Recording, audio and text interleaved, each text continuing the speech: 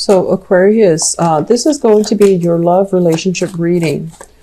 Right off the bat, I feel like there's very, very low energy and low libido with you guys. It's very, very low. It feels like you're physically, and I even want to say like, it's not so much emotional. It's you're physically and mentally tired. You're physically and mentally tired. And so you just don't, really feel, if you're single, for example, you just don't really feel like getting dressed up, going out, wearing, high heels or wearing uncomfortable shoes if you're not female, and, dancing the night away. It's like you're tired. You'd rather spend your time in seclusion, and you'd rather, stay home and enjoy your space with like a book or, just doing like home entertainment. I feel like you're tired. And then I'm also feeling some of you, you have a relationship partner, but, you've been working a lot. So you might not have time to nurture the relationship or to even, get together often with your significant other. So I also see that coming in, but also that same energy before about interference when it comes to, your love relationship as well. That can be a little bit taxing. So let me talk about this. And I mentioned to the other signs, I'm trying to do the love reading in a little bit of a different style, mainly so that I can capture all the different narratives. So let's talk about this. We have here an earth sign. This is a Taurus, a Virgo, or a Capricorn, their sun, moon, or rising. This is the Page of Pentacles, okay? When I look at this person, I always feel like it's somebody that can be a little bit more on the materialistic end. So that means they care about, money. They care about how much someone makes. They care about appearances. They care about reputation and career and things like that. It doesn't mean they're unethical, but I also feel like it's somebody that talks a lot about money, how much they have, how much they don't have. It's somebody who places a little bit too much emphasis on material things, security things. And I'm also feeling as well, their income, their spending always catches up with their income. So that means they can be making, 200,000 a year in whatever unit of currency that you're thinking of. They can be making like 200,000, which is a lot of money. And their lifestyle, their spending always catches up with them. So they're under the premise that, I'm never making enough money.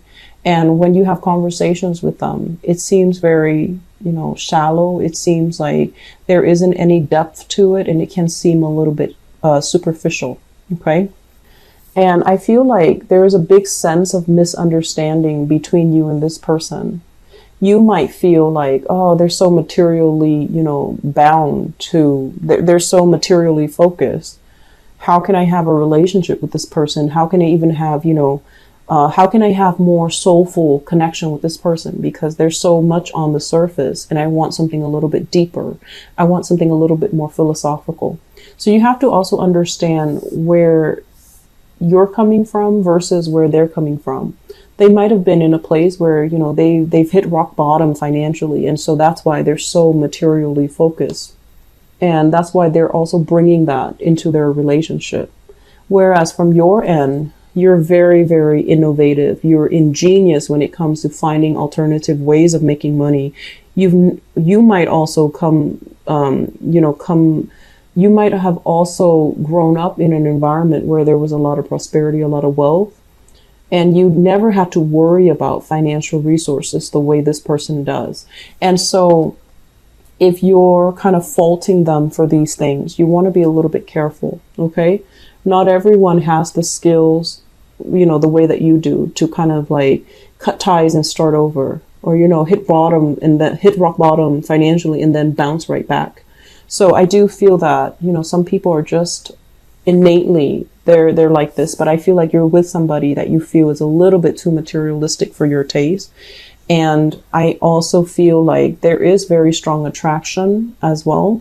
I'm sensing it's somebody who's very exotic. Usually when this Nine of Pentacles comes up, it's usually somebody who is of darker complexion. And it's somebody who is just, very, very worldly, very exotic. They dress really well. They look really stunning. They always look very clean and made up. And, they just dress really well. And so it could be some of you are with this person because you like the way that the two of you are seen together. You like as well the way that they look, or the way that they look when you're with them, or the way that other people look at you when you're with them. But altogether, this is, I'm sensing as well, it's a relationship that doesn't have a lot of substance. And I feel this is somebody that is new, emerging in your life. This is not somebody that, you've been dating for a long time. I do see a lot of independence between you and this person, where they're giving you the space to roam and to do things, and you like that.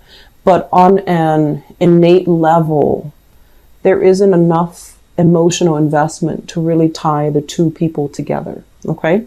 So that's an earth sign.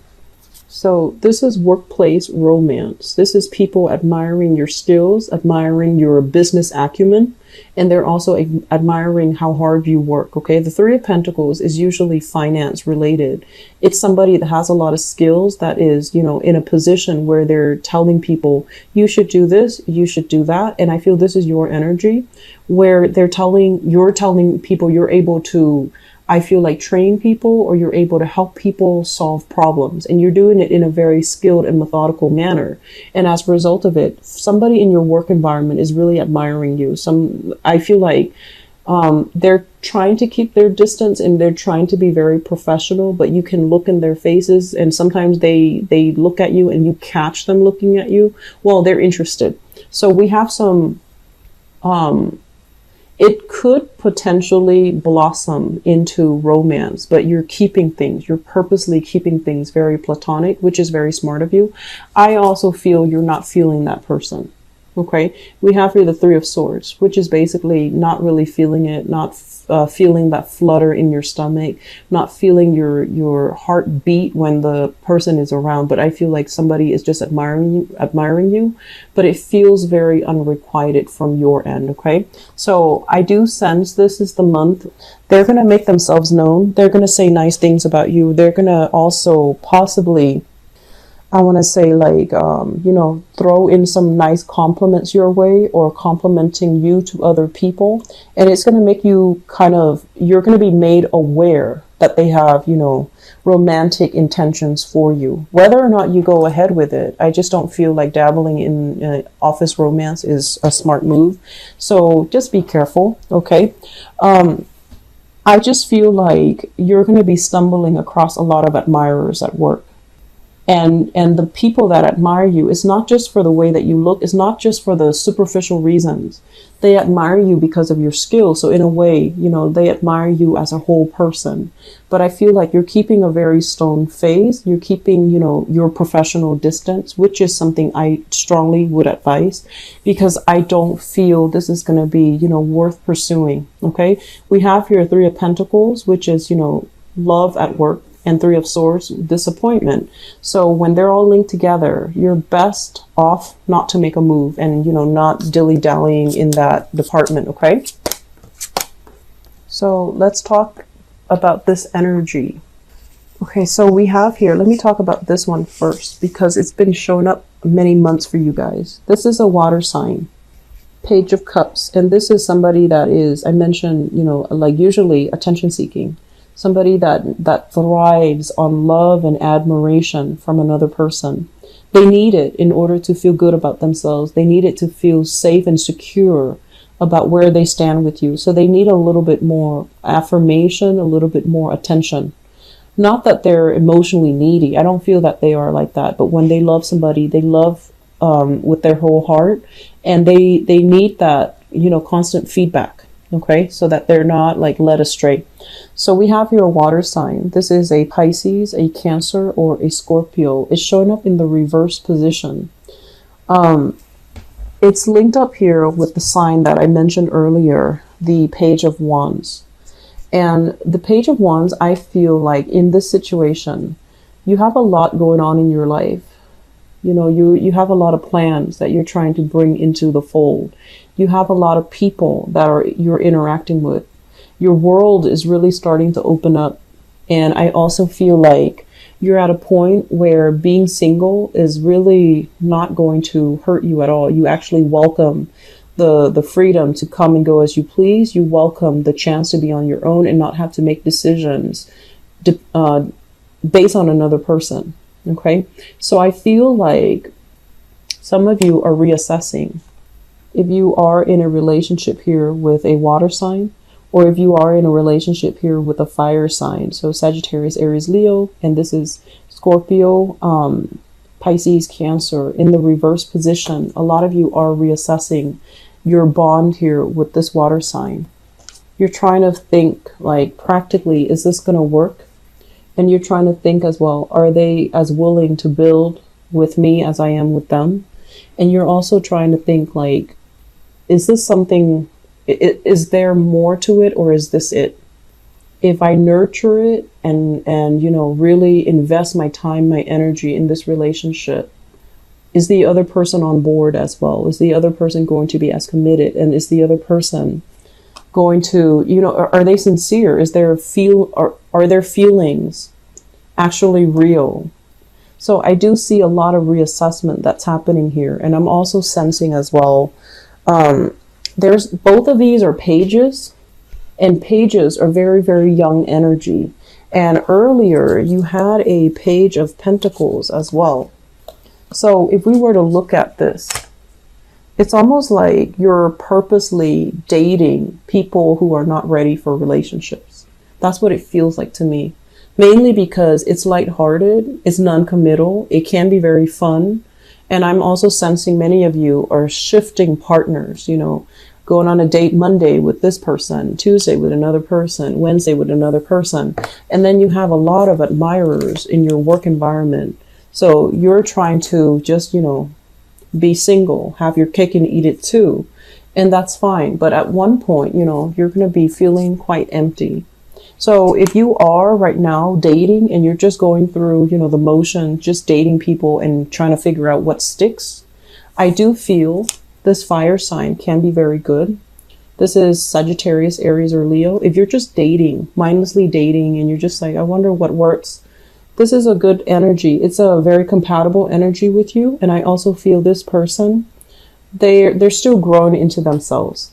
And then this earth sign, if you're newly dating, I'm sensing that they might be a little bit too, like the conversation will not be very deep. It's not going to be deep the way that you want. And I don't really see that emotional connection. The water sign, emotional connection for sure, but they might be, they require a lot more maintenance, and they require more heartfelt conversation that will make you really uncomfortable. So the fire sign looks good for those who are, you know, meeting new people and dating. Okay. So let me see what's showing up here as your advice for this month, Aquarius. Okay, so your advice, Aquarius. What I'm feeling here is this. Let's talk about this. This is letting go of things that are weighing us down, letting go of things that we're clinging on to out of security, but it's not really serving a higher purpose. It's not entirely, I want to say, long-term building. So if you're just dating a lot of people and you're just going through the motions, right? And you're just like, I don't really want to build a relationship, but I want to have it all. And the people around you are serious about you. You're going to end up, you know, breaking some hearts. So it's important for you to, you know, let people go if you don't have serious intentions. And I mentioned this as well. I believe with the Capricorn people, the energy it's blurred together.